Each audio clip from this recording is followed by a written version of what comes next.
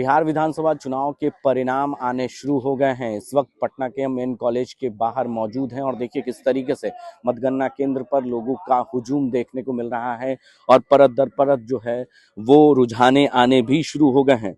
BJP की बात करें एनडीए से तो 39 सीटों पर बढ़त बनाई हुई है, तो वहीं महागठबंधन 23 सीटों पर। यानी अगर ये आंकड़ा अगर हम आपको बता रहे हैं अभी, तो कुछ मिनटों के बाद ये बदल जाएगा, कुछ सेकंड के बाद बदल जाएगा। तो ये आंकड़ा कह सकते हैं कि मिनट टू मिनट बदल रहे हैं और इस आंकड़ों को ना देखें, यानी ये आंकड़ा कुछ और भी आ सकता है। और लगातार 243 सीट पर मतगणना शुरू हो गया है। सुबह 8 बजे से जो है वो ईवीएम का पिटारा खुल चुका है और लगातार परत दर परत जो रुझाने हैं वो बदलते हुए नजर आ रहे हैं। तो कभी जो है एनडीए के पक्ष में है तो कभी महागठबंधन के पक्ष में। अभी तक जो रुझाने दिख रही हैं उससे साफ यही जाहिर हो रहा है कि ये रुझान कुछ भी हो सकता है। जिस तरीके से एग्जिट पोल में नतीजे आ रहे थे उसमें कहीं ना कहीं एग्जिट पोल का जो अनुमान है वो सही साबित होता हुआ नजर आ रहा है और लगातार बढ़त बीजेपी बनाई हुई है। अभी तक जो आंकड़े हमारे पास आ रहे हैं वो बदलते हुए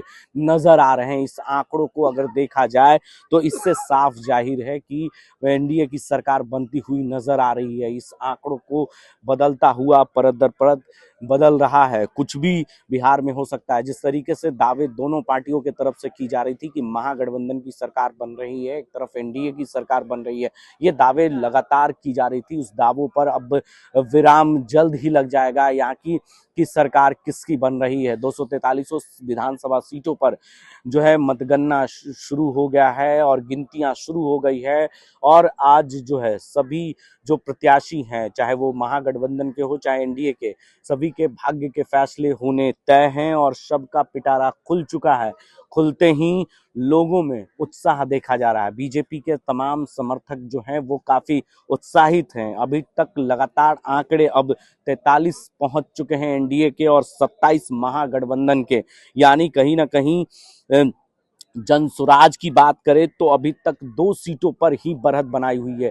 यानी जनसुराज भी पीछे नहीं है, 2 सीटों पर बढ़त बनाई हुई है। अभी तक अदर यानी जो निर्दलीय प्रत्याशी हैं उनका पिटारा भी नहीं खुला है। यानी लगातार जो है मधुबनी से भी जो सामने आ रहे हैं वो भी जो है बीजेपी से जीवेश मिश्रा जो है जाले विधानसभा से वो आगे चल रहे हैं। वहीं मधुबनी के फुलपरास विधानसभा से बात करें तो एनडीए आगे चल रही है। तमाम जो है ये जो आंकड़े हमारे पास आ रहे हैं चुनाव आयोग की वेबसाइट के जरिए हम आपको परत दर परत बता रहे हैं। आगे की अपडेट हम आप तक पहुंचाते रहेंगे अपने सहयोगी रवि के साथ। यंग भारत, पटना।